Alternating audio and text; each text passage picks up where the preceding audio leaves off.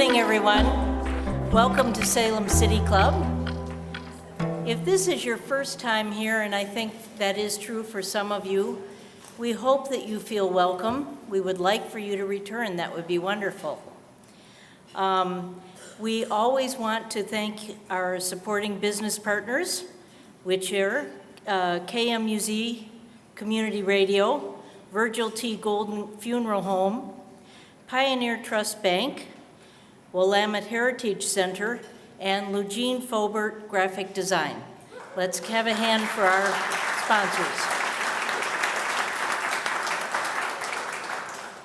At this time, I would like to introduce Russ Beaton, who is the program lead for our program today, and he will introduce our speaker. Thank you very much.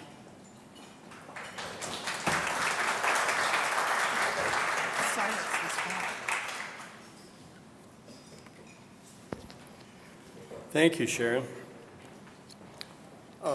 We are very pleased and honored to have with us today Professor Warren Binford of the Willamette Law Faculty. She's an internationally recognized children's rights scholar. She's been a tenured professor at Willamette for a few years now and serves as director of the clinical law program at Willamette. Among her many credentials and abilities, Professor Binford is admitted to practice in the state of Oregon, state of California, United States District Court, the Eastern and Northern Districts of California, the Ninth Circuit Court of Appeals, and the U.S. Supreme Court. She also served as a Special Assistant Attorney General for the state of Oregon from 2006 to 2011. Her many qualifications and credentials include Phi Beta Kappa, Fulbright Scholarship, summa cum laude from her undergraduate degree at Boston University, where she also holds a master's, and then JD from the Harvard Law School. If I were to go through her full resume, we wouldn't have time today, so I'm going to stop at that point. Today, we're going to hear about a situation, an aspect or two of the situation on our southern border, which she has had the experience of observing personally. We hope to hear a bit about how she got involved in this in the first place, her thoughts as a legal scholar of what might be the political legal implications and what we might do as citizens in that regard. But most importantly, and to her credit, she always insists in a presentation of this type that we, the audience, hear from the voices of those people themselves. You all have many cards on your table. I urge you to read them carefully and maybe even share them with others at the table, since they're all different. But she also lists snowboarding, kayaking, mountain climbing, backpacking as her avocations. But Warren, I would imagine if you were to write an essay on that perennial junior high topic, what I did on my summer vacation, that you didn't have much time for that in the last few months. So we look forward to hearing anything you'd like to say about your recent journey, and welcome to the Salem City Club.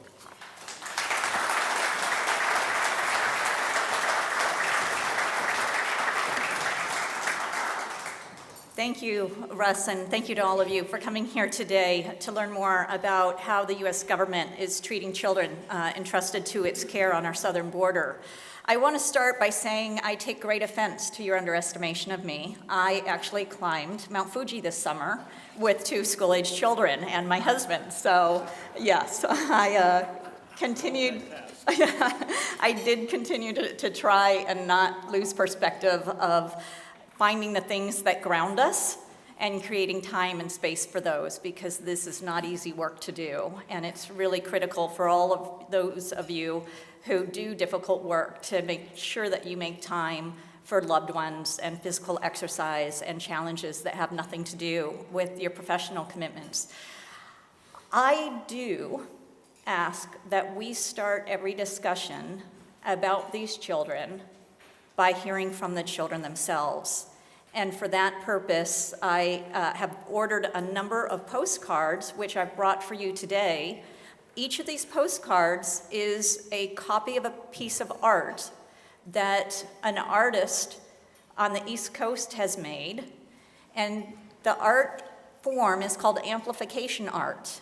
And its purpose is to honor these children and to amplify their voices by taking a quote from their sworn testimonies and including it on the piece of art. And so the postcards have the children's quotes themselves raised on top of that piece of artwork so to make them easy for you to read. If I could just ask for a number of volunteers to please read from that postcard before you. We have microphones on both sides. So please stand if you're willing to read a child's voice. It's difficult for me to care for my sisters here. It's hard because they are very hungry. My son is badly traumatized. He wonders when we will get to the United States. I do not tell him that we are already here. He wouldn't believe that the United States would treat us this way. That's from Myra, 29, fleeing gang violence and domestic abuse in Mexico, speaking of her son, 9. The female guards yelled at my daughter a lot, called her names and made fun of her. They made my daughter and the other girls strip naked in front of them and ogled the girls before their showers. That was Daisy, an adult, speaking about her 16-year-old daughter. My son was coughing, vomiting, and had a fever. They did not give him any medicine. They separated me from my mother. She asked them not to separate us, but they ignored her. I would try to talk to my mom from across the cells, but the guards would get mad at us. He said such well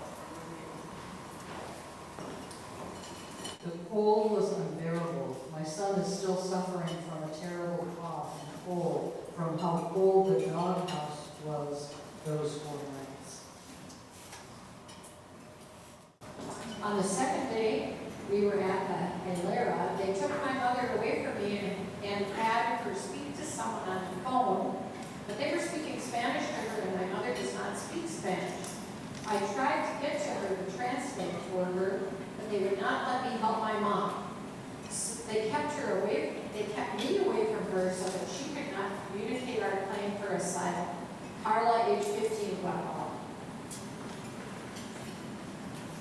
The female guards were yelling at the mother to be separated from their children and not to look at their children to be separated. Female guards told the mothers and children they would be punished for looking at each other. Litigation 22, outside of I have not seen sunlight since I have been staying in the camp.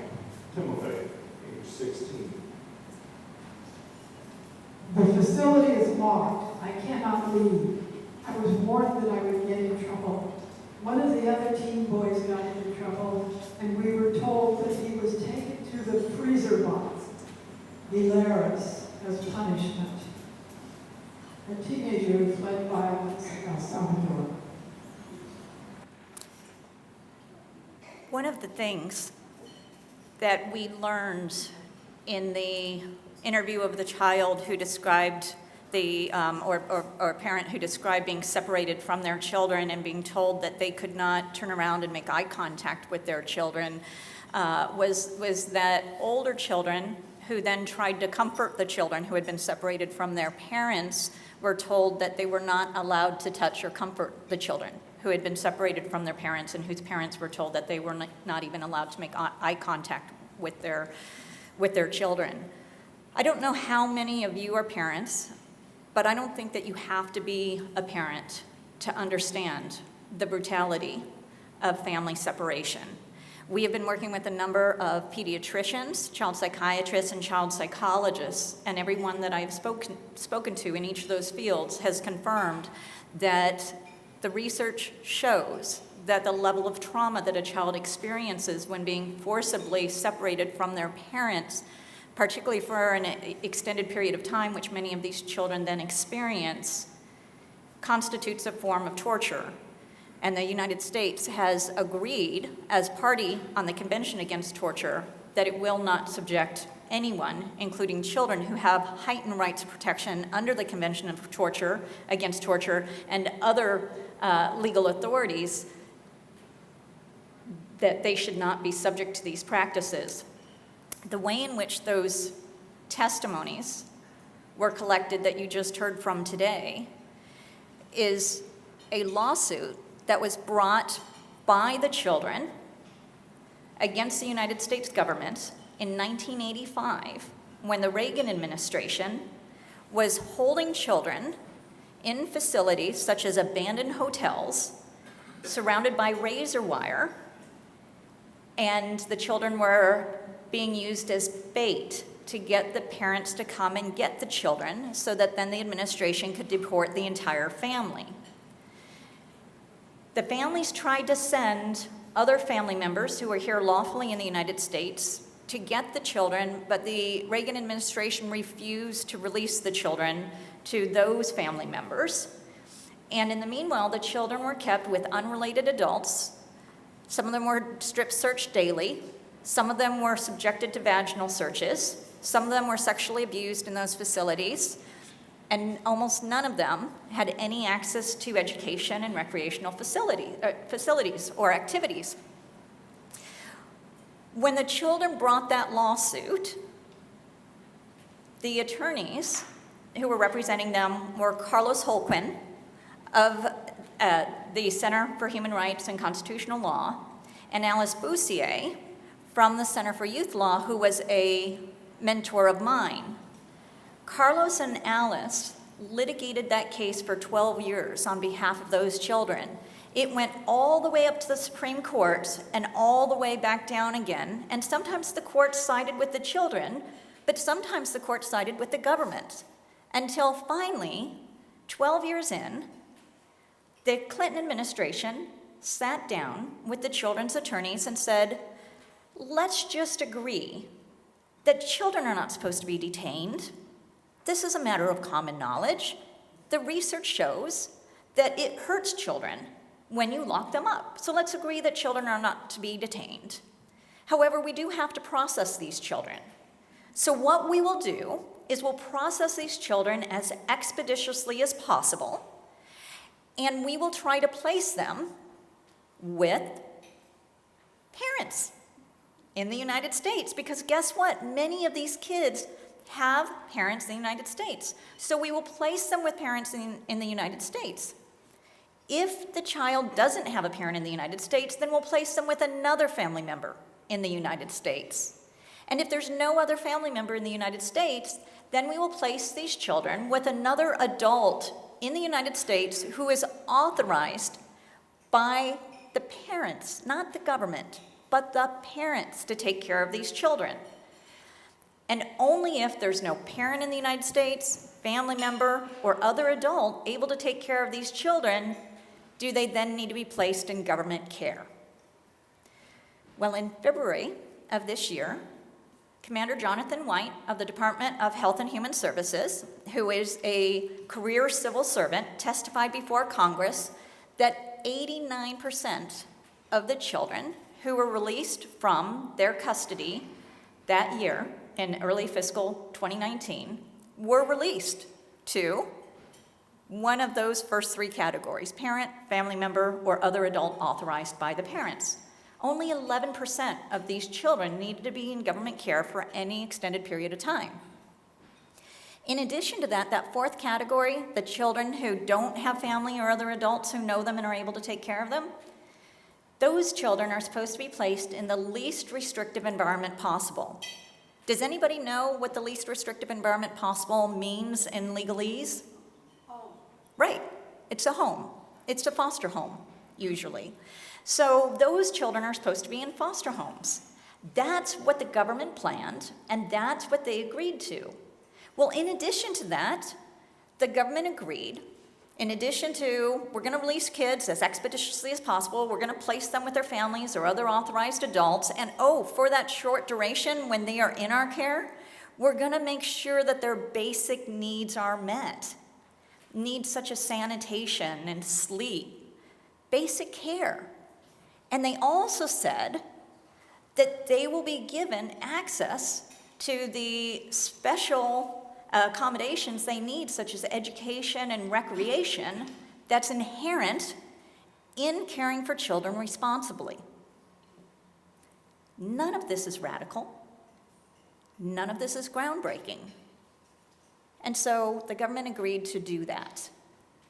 The court approved that settlement agreement, which is called the Flores Settlement Agreement commonly, and it was entered as a court decree, kind of like a court order, where the parties agree and the court gives it the force of its backing, that the parties are obligated to carry it out. But get this, it wasn't supposed to last forever, because the government was supposed to internalize these standards in its care for children for that short period of time while they're being processed. So the parties agreed in that settlement agreement that the agreement would end within 3 years after the government came into compliance with those practices. Well, it never happened. So a few years later, the government and the children's attorneys agreed, well, okay, we're not in compliance. We don't know when we're going to be in compliance. This litigation can't go on forever.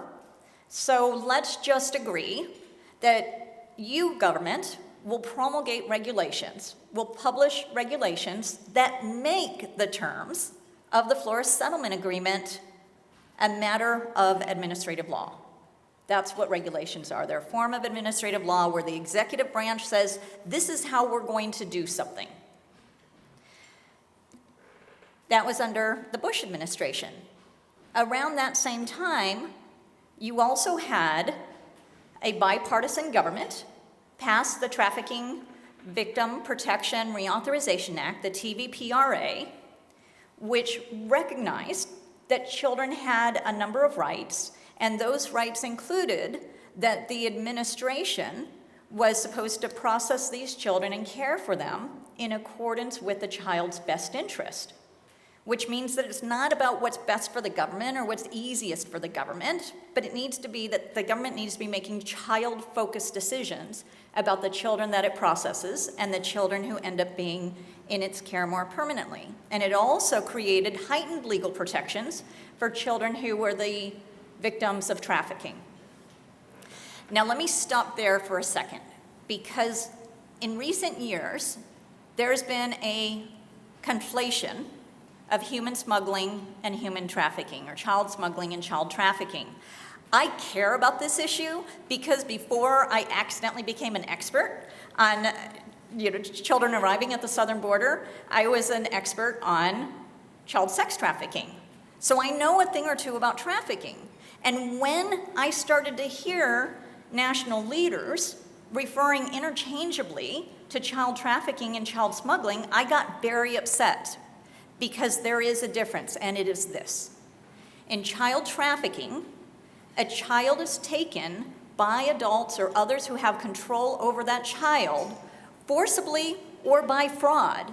And the purpose of that child's control over, that person's control over that child, is for exploitation, abuse, exploitation, such as labor exploitation, sexual exploitation, etc.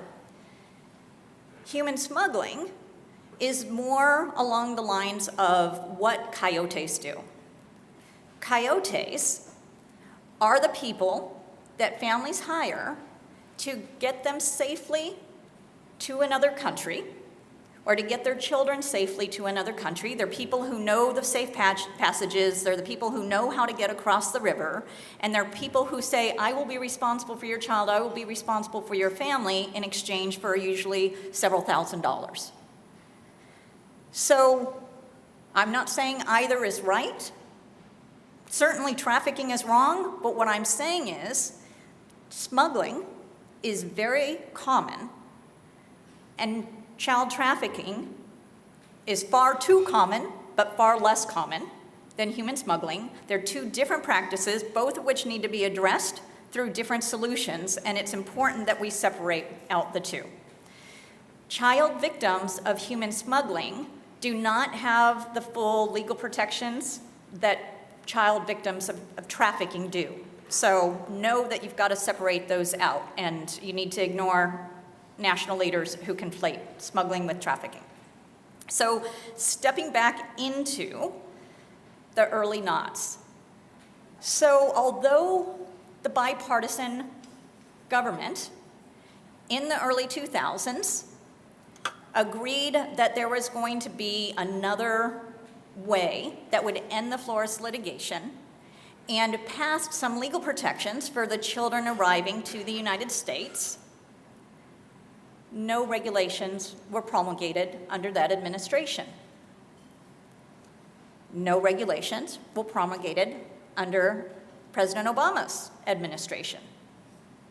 In the meanwhile, in 2014, we saw a decline of the governments in Central America, and that decline arguably can be traced back 6 decades to U.S. interference in democratically elected governments in that region in order to further the interests of American corporations such as Chiquita.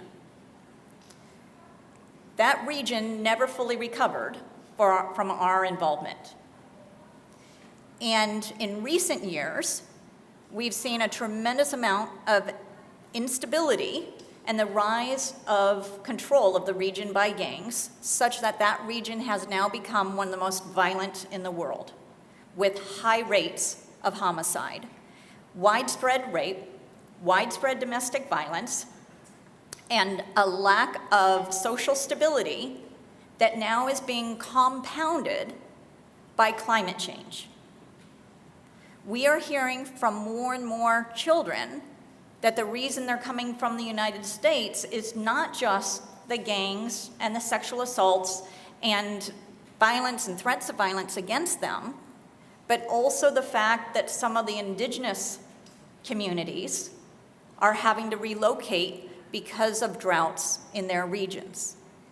It is estimated that billions and billions and billions of people are going to have to migrate because of climate change by 2050. And that means that it is more pressing than ever for us to develop a research-informed, humane global policy for how we are going to manage this massive human migration that we're already starting to encounter here in the United States.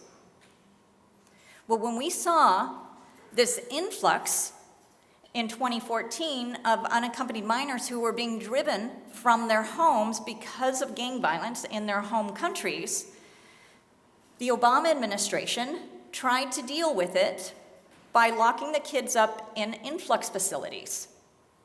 And we were pissed. You don't lock kids up. This is what we agreed to under Flores in the late 1990s. They knew this. This was their obligation. And so the children's attorneys fought back. I started to get involved with this issue at that time when I wrote about the difference that attorneys can make in ensuring that children who have valid claims for asylum have their claims heard and are able to be successful in those claims. The research at that time indicated that approximately 40% of the children arriving in the United States had a legal basis for being here. And yet, because most of the children didn't have attorneys, they weren't able to present their claims, their evidence in a way that they would be successful. There's one recent study that just came out that showed that children without an attorney have only about a 10% chance of being successful in their claims, but those with an attorney have over an 80% chance of being successful with an attorney. But our laws in the United States do not allow us to fund any attorneys for the children, which means that either we have to rely on the volunteer work of attorneys to represent these children or legal programs that provide for these children. At the same time, that this surge happened and that the Obama administration started to lock these children up for several weeks at a time, and many child advocates were very upset about it. His administration set up, which was a program called the Central American Minors Program. And the reason that was set up was to try and avoid children from making that perilous journey from Central America, particularly the Northern Triangle, which is made up of El Salvador, Guatemala, and Honduras, where gang violence had gotten so horrific, try and prevent them from having to make that land journey from the Northern Triangle to the U.S. southern border, because that's what then pulls them into human smuggling, and also which makes them vulnerable to child trafficking. And there's a very high rate, some estimate that it's as high as approximately 67% of sexual assaults for females who make that land journey. So in order to try and protect them, the Obama administration set up a program that said parents who are lawfully in the United States can apply for asylum or parole, and parole means that basically we won't deport you, but you don't have a path to citizenship. Parents in the United States who are here lawfully can apply for their children who are living in the Northern Triangle so that they can join their parents here in the United States lawfully. They're subject to an interview to make sure that they qualify. They're subject to a health examination, and their travel to the U.S., usually on airplanes, has to be pre-approved by the government. So thousands of kids under this program were able to come to the United States safely in order to be with their parents. But then what happened was, in January of 2017, one of the first things that President Trump did was to end that program. So that all of a sudden, we saw children who had parents or other family members in the United States start to make that overland journey again. Certainly some children who didn't qualify for the CAM program were making that journey anyway, but suddenly children whose parents were here lawfully were also having to go back on that perilous journey. So going back to Flores, after President Obama started to hold children during the surge and started to violate some of their due process rights, Flores geared up again, and they brought an action in order to try and enforce the standards of Flores. And they started to compile information on these children that showed that rather than be released promptly, they were being held for weeks and sometimes months at a time. The court issued a ruling that said, no, you need to release these kids within approximately 20 days maximum. And oh, by the way, the Border Patrol facilities where the children originally come to, you need to release them from those facilities within 72 hours maximum. So what you were looking at was no more than approximately just over 3 weeks at most to process a child and get them to their families or the other caregivers in the United States, whether it was one of those first 3 categories or whether it was foster care. We were so mad at President Obama when at the end of his administration, he was keeping kids in custody for an average of 30 days. Kids should not have been in custody for 30 days. They should have been processed in a shorter period of time. Little did we know that over the next 2 years, we would be interviewing children who had been in tents for over 9 months. Little did we know at the end of the Obama administration that we would see the routine separation of children from their parents, many of whom were entering the United States lawfully, because get this, it is perfectly legal under U.S. and international law to come to the United States without documentation if you are here to make a legitimate claim for asylum. That's lawful. But let's imagine the worst. Let's say, you know what, we have people coming here and it's not about asylum. It's not about the fact that the government is not protecting them or they're being targeted by the government. Let's say that they're here for economic reasons or because of the climate crisis. Well, that's illegal. But that law that they're breaking is a misdemeanor, which is the equivalent of you or me playing our music too loud. Imagine living in a nation where if you play your music too loud, people use that as a basis to take your children away from you and then lock you up for 6 months without due process, which, oh, by the way, is the minimum amount of time that's needed in order to start the process to terminate your parental rights. And then imagine that an assistant secretary in the Department of Health and Human Services would go on television and say to those parents, once we take your child away from you, we have no lawful way to ever give them back to you. That is a lie. You have government officials who literally are willing to get on national television and lie to people about their legal rights. And not just any legal rights, but their right to parent their child, which goes to the very core of what it means to be a human being, is creating and parenting children, caring for children. But that's what we were seeing. Despite all that, nothing prepared me for what happened when I walked into the Clint Border Patrol facility in June of this year. Because when we walked in to a facility that was not even on our radar that Monday morning, they handed us a list of 351 children. And that facility had only been built for 104 single adults. When we looked at that roster, and we looked at the ages of the children, and we saw 0, 0, 1, 3, 7, 0, 4, 6, 9. There were 104 young children in that facility that day, and not a single adult parent. And when those children started coming in to speak with us, they started crying.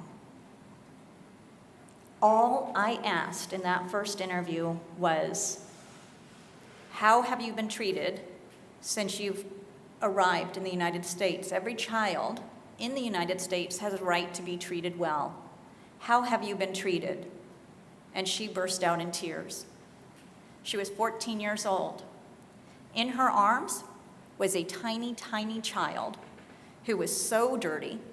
Her clothes, her face, her arms, her hair, you could see scalp skin flakes all throughout her hair. And when that little tiny girl turned her head, her face, into the shoulder of that 14-year-old girl, I saw the back of her hair. And the back of her hair was so matted that I knew they were probably going to have to shave her head. I wanted to wrap her in my arms and put her in a bubble bath and comb out that hair and comfort her. But we're not allowed to touch the children. And we're certainly not allowed to bathe her. And when that painful interview was done, and that interview was going on at the same time that another child was sitting across the room who was sobbing so inconsolably to another attorney who had been doing these interviews for about 16 years and could not get this child to speak, a 7-year-old girl, that when that interview was over with that first child, and oh, by the way, let me add this to you. You know the inconsolable girl who was being interviewed by my colleague, Alora Mukherjee from the Columbia Law School? It turned out that 14-year-old was caring not only for the tiny little girl in her arms, but also for the inconsolable 7-year-old across the room. She knew neither of these kids. She had only arrived there on that Friday, and it was Monday morning. Because that's what the guards were doing. They were bringing kids to the cells and saying, or to the warehouse where children were being kept, or the loading dock where children were being kept, and saying, who wants to take care of this little girl? Who wants to take care of this little boy? Some of those children who volunteered to take care of the other children were only 7 or 8 years old. It was a Lord of the Flies scenario, and it was created by our government. And then when I started to interview the kids about, well, what have you been fed? When have you had a shower? When have you had a bath? Where do you sleep? The quotes on those cards started to come out, that we sleep on concrete floors. Where does the baby sleep? The baby sleeps on the concrete floor. We sleep on a mat. Do you sleep on the mat by yourself? No, there are 10 of us who sleep on the mat. What do you eat? Well, in the morning we eat oatmeal, a cookie, and Kool-Aid. What do you eat for lunch? Instant soup, a cookie, and Kool-Aid. What do you eat for dinner? A frozen burrito, a cookie, and Kool-Aid. Do you eat fruit? No. Do you eat vegetables? No. Have you ever been given milk since you've been here? No. They tell me. They told us. I am so hungry. I am always hungry. One boy told us about how somebody else in his cell had snuck a extra little bit of food. They told us about how that person was taken out and they've never seen him again. When the kids say, I'm so hungry, can I have some more food? They're told, you've already had your ration. So this is what we walked into that day in Clint. And it showed me that we as a nation are in danger of losing our humanity. If we can't agree, and I don't care whether you're Republican, Independent, Democrat, I've been all of them. I vote kids. And whatever is the party that's protecting the children, that's the party that I side with. And sometimes I've got a whole rainbow going down the ticket because I'm looking for kids who protect kids. But I'm convinced that in this incredibly divisive atmosphere that we are living through right now, there is one thing that we can unite on, and that is that we don't hurt kids. We don't abuse them.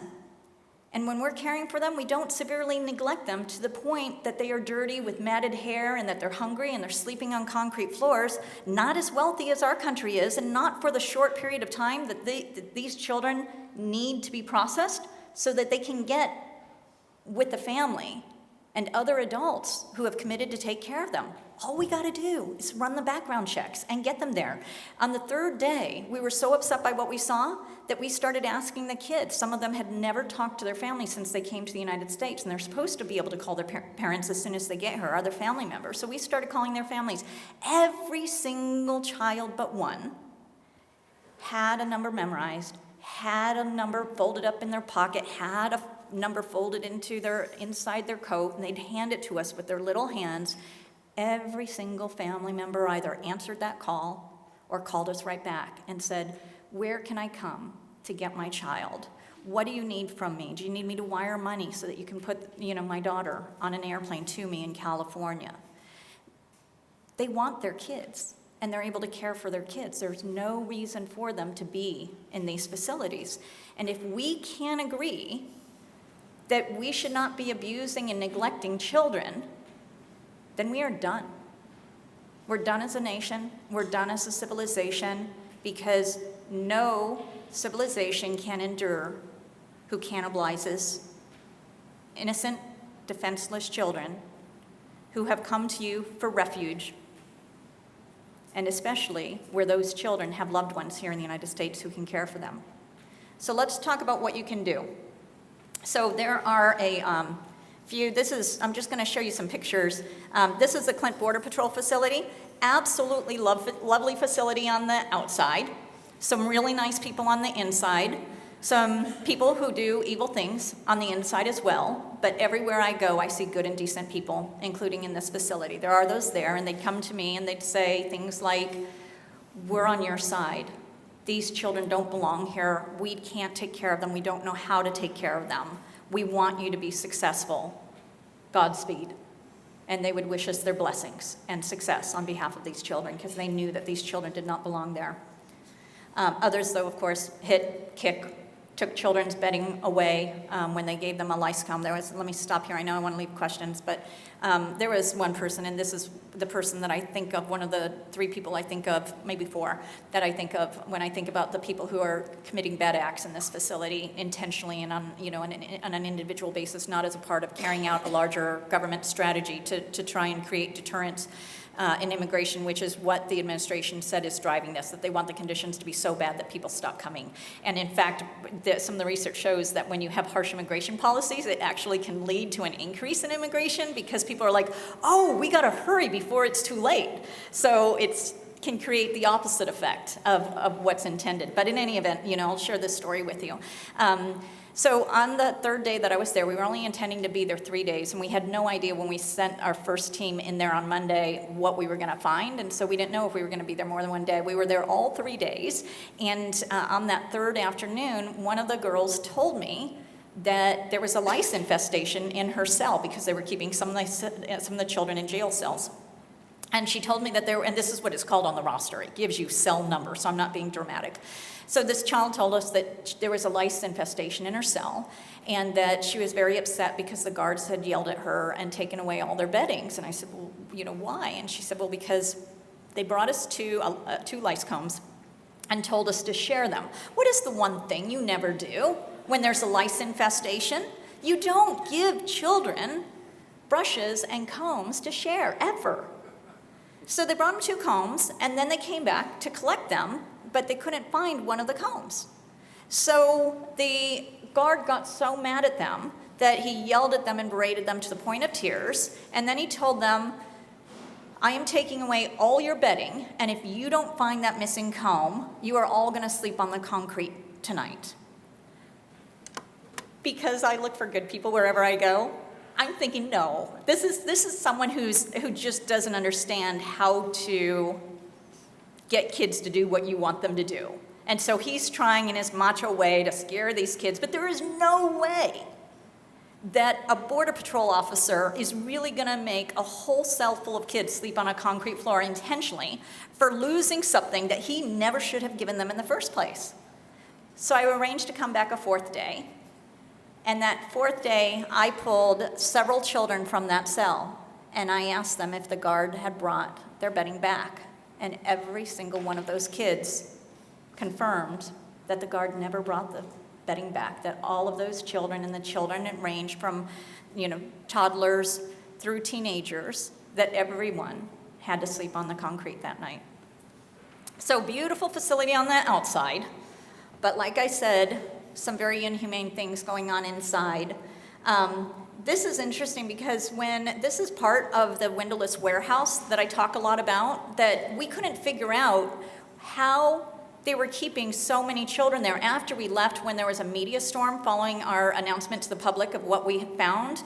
The Border Patrol admitted that they actually were keeping 700 children there at one point in time, and one of the kids we interviewed told us that at one point there were 300 kids sleeping in the place where he was staying.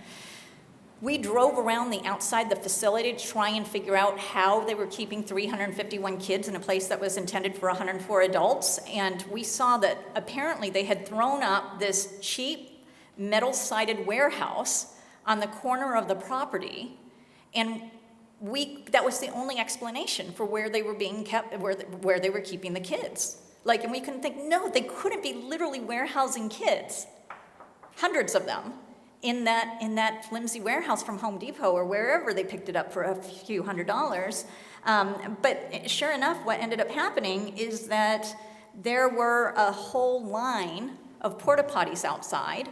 And the next day, we asked one of the kids to draw a picture of where they were staying, and it had the exact number of porta potties on the side that the child had described. In the meanwhile, we learned that they brought in a couple of showers a couple of days shortly before we arrived there, and suddenly started giving the showers. We did not tell them until the Friday before we arrived that we were coming to Clint, because it was only that Thursday night that we found out that children had been moved there in recent weeks. We found out from some people on the ground. So in any event, it turned out that they were in fact keeping children in this windowless warehouse, in addition to a loading dock, and then we also learned from some of the kids that they were being kept in tents out in the desert at this facility, and that's how they were caring for them. There's the graph of the map of the warehouse that the kids, that one of the kids drew for us. So, and that's a picture we often, because we try and do trauma-informed interviews, we often ask the kids to color for us, or to feel free to draw or do other activities that can reduce their stress while they're talking about some of the traumas that they've experienced.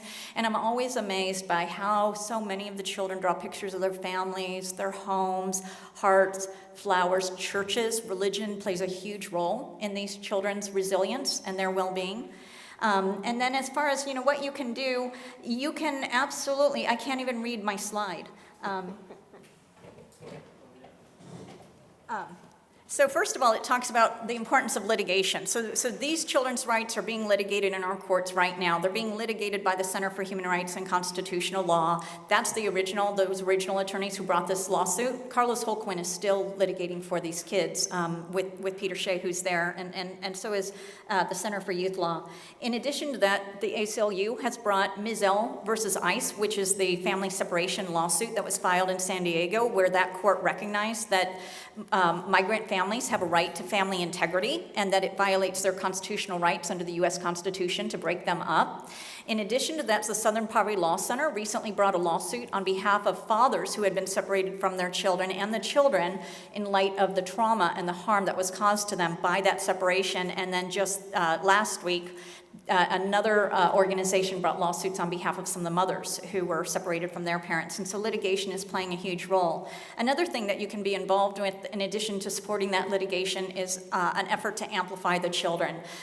Shortly after I left, I and 3 other people who were on the ground, including Alora from Columbia, we founded a nonprofit called Project Amplify. And what we're trying to do is get the children's stories out there. The president, after we went public, said this is fake news. The vice president said he didn't even know who we were and what we were talking about, and then went down and saw cleaned up kids in government-issued uniforms and said, no, they look great to me.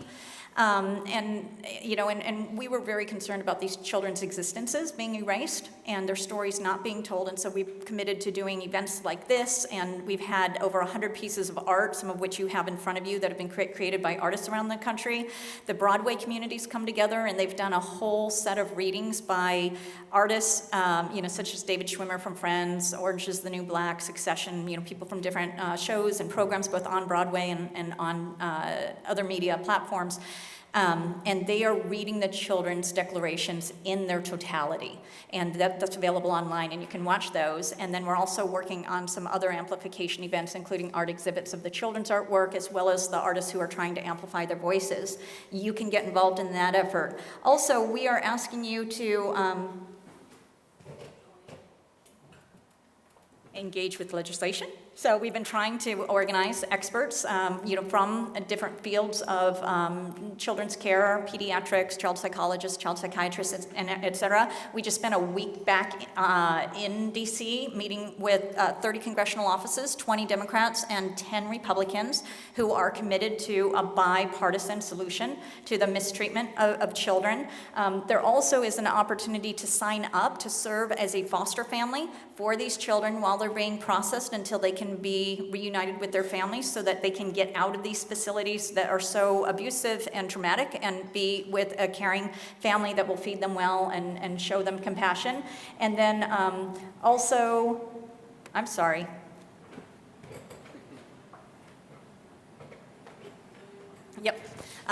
feel free to donate to some of the organizations that are providing direct services to the children, such as Reauthorization, et cetera. So with that, I'd like to open up the floor to questions. I've been reading about these facilities and who runs them. Yeah.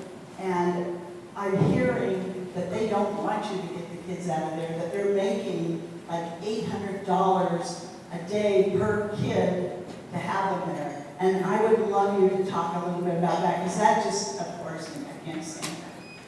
Yeah, so one of the real dangers that we have is that we're seeing a privatization of these facilities. So basically what happens is that a child arrives at the southern border, and they normally, almost immediately, within a few hours, surrender themselves to Border Patrol and explain that they've come to claim asylum if they're able to articulate that, if they're old enough to articulate that. If a child is with a parent, they're supposed to be kept together as a family unit, and then they are transferred into ICE custody. And ICE has family residential centers, and these are generally Dilley, Carnes, and also there's one in Pennsylvania, and Dilley and Carnes are both in Texas. And at these family detention centers, the family's claims for asylum are processed. If it's determined they have credible fear of persecution in their home country, then they're allowed to stay long enough in order for their claim to be processed, their claim for asylum to be processed. If they don't, then they are returned to their home country in a humane way, intact as a family. unless some of the family members have claims for asylum and others don't, in which case we've seen children allowed to stay because they had a claim for asylum, and then the parents being deported because they do not. What we have seen, though, is that if a child is not with a family, a parent, but another adult family caregiver, Border Patrol has the authority, with the supervisor's approval, to keep the family intact and process them as a family, even if it's not a parent. However, the Border Patrol has been denying that they have that power, but it is expressly written into their regulations. They can do that, but they are choosing not to, and they are falsely arguing that they are not allowed to do that. It's not true. So for the children who arrive by themselves or who are separated from an adult family giver, they are registered as an unaccompanied minor, and then they are supposed to be sent to a facility for up to 20 days until they are reunited with their family in the United States or other approved adults. So you have basically families going into ICE custody and children who are not with family going into the custody of the Office of Refugee Resettlement, which is under the Department of Health and Human Services. So two different executive agencies that are handling this population. Both ICE and the Department of Health and Human Services is hiring large corporations. Some are for-profit, some are non-profit, and they charge outrageous amounts of money in many cases in order to provide care for these children. Right now, you have Caliburn down in Florida running Homestead, which is not operational, and according to congressional testimony by Commander Jonathan White last week, Caliburn, which has several political appointees on its board of directors, is being paid $600 per day per bed for 1,200 beds and doesn't have a single child at it. That is insane. It's estimated that Tornillo, the tent city at Tornillo, which was run by Baptist Child and Family Services, which was running that massive tent facility that was hosting over 3,000 kids at some point. There's one estimate that I read last week that was costing the American taxpayers $1,200 to $1,400 per child.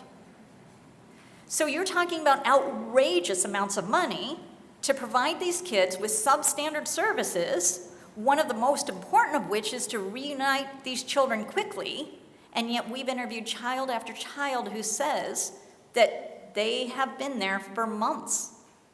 On top of that, Commander White testified that the average length of time that a child was in OR custody, which is like the child-friendly, child-centered part, they were in the custody for an average of 90 days.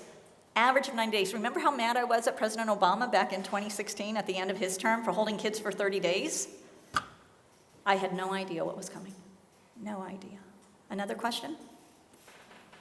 I'm Pat Williams, member of City Club, and I vaguely remember that sometime a few months ago, somebody in the government came up with the policy that they were no longer going to accept refugees from domestic violence. Yeah, so let me explain that to you. So basically what happens is the Attorney General in the United States has this really, really unusual power. He can basically take any immigration case he wants and refer it to himself. And then he can make a decision on it. So what happened was, historically, attorneys general almost never did this because they want to allow the asylum officers to make, and the immigration judges to make decisions in according with precedent in their areas. And there's an opportunity for abuse if you start to refer cases to yourself and then rule however you want to. Well, we have had more attorney general self-referrals under this administration than any administration that I know of on record. And part of what they did was they tried to eliminate Gang violence, being targeted by a gang, being a kid, being targeted by a gang, refusing to join that gang, and then that gang trying to kill you or kill a family member. Or, for example, we have a lot of girls who the gangs try and force into sex slavery for the gangs. They call them girlfriends, but they're not really girlfriends. They are sex slaves because they have no choice but to leave, but stay in that relationship. If they leave that relationship, then they are in danger of being raped, gang raped, killed, or having a family member killed. So, a few years ago, the court started to recognize the government's inability to protect those children from gang violence, both boys and girls, as a basis for asylum. They also recognize that there is widespread domestic violence in Central America, and that because of discrimination towards women there, and and a really dominant patriarchy, that the government was unable or unwilling to protect women from domestic violence. So there were a lot of claims of women who were brutally beaten and raped by their husbands or other family members, and they weren't able to get relief from it. And so in recent years, there's been a recognition of women being able to claim protections, asylum protections, based upon a history of severe abuse, including rape by family members. So when the Attorney General referred these cases to him, he basically was trying to eliminate asylum protections for women and children on these bases, which is really scary because, especially in highly patriarchal societies, it tends to be the men who are politically active in the public eye, and women and children tend to be more marginalized. And when you say we're only going to limit asylum to people who are out in public and being targeted by political groups or religious groups, religion also tends to be more patriarchal, what you really are doing is eliminating certain human rights protections for women and child refugees. But that's what's going on there, and it's considered to be, by many legal scholars, to be abuse of the Attorney General discretion to self-refer. Yeah, let's do one more. I'm Helen Lowe, a member of the City Plus. First of all, I want to thank you for giving your time to interviews on MSNBC, because your message of voice and caring was, I think, really became a national voice, and I appreciate that. What I wish to ask is, looking at the Mid-Willamette Valley and knowing some of the people who particularly live around the rural areas around Woodburn, and looking at those who come to Boone and others for services, I can't help but feel that some of the adults who are now being hooked up with children who have no other form of support, that they are going to need help. How can we, as a local area, provide voice and caring and assistance to those folks? Yeah. So, first of all, let me say that it's really important for us to ask them that question, because they can tell us what they need from us better than I can. I can tell you some of the things that I've been trying to do for them. For example, I have been working with others to try and ensure that any DACA student at Willamette who needs help financially with having their DACA, or legally, who needs help with their DACA renewal fees, that's provided to them. There hasn't been a single student who hasn't been sponsored by a member of this larger Mid-Willamette community. It's not just people at Willamette who have given to that GoFundMe campaign, but it's many of you who have given to it at churches and groups like this. So one is, I think that we can help them financially in order to achieve stability so that they're not under the fear of deportation. Another thing that I think that we can do is to support their efforts, such as when they organize things at the Capitol, that we should try and go and listen and join them in numbers so that they know that we see past color, past the color of the skin, and we see past national origin, that, you know, these are values in a 21st century America that we need to be sure to defend. We've come a long way from a very racial and prejudicial founding and, you know, our history of slavery as a nation to a much more integrated and welcoming society in recent decades, and we can't risk losing that more advanced civilization that people have worked so hard to create. So I think that we need to stand with them shoulder to shoulder and defend their rights to be here in a peaceful society.